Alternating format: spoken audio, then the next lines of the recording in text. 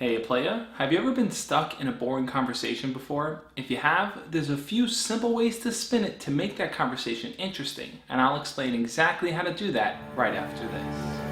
This is the Josh Speaks. You're watching the Josh Speaks.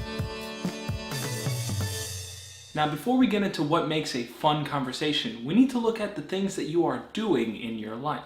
Are you an interesting and outgoing person to begin with? If you're not, then what I want you to do is focus on different hobbies that you want to try.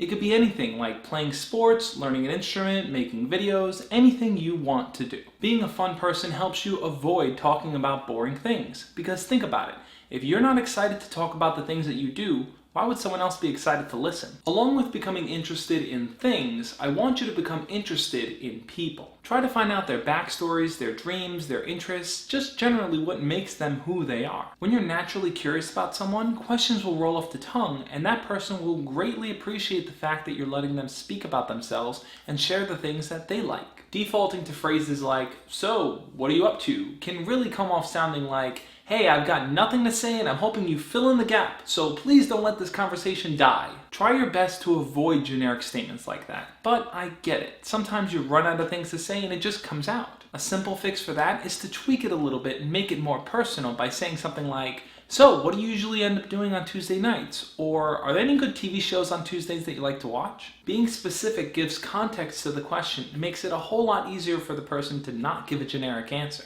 But don't get caught in the trap of constantly asking questions over and over. Make sure to share your opinion and give feedback on what the other person says. For example, if they talk about a movie that they watched, let them know that you think it sounds cool or maybe it's something you want to see in the future. By sharing your own thoughts on their answers, it shows that you're paying attention and actually listening to them. If you found this advice helpful, why not help support the channel over on Patreon? For every Patreon, there's different perks. One of them being, every month you can have a 15-minute Skype call with me personally. So try those tips and keep those conversations going and going and going and going and going and going and going and going and going and going and going and going and going. As always, guys, love and peace.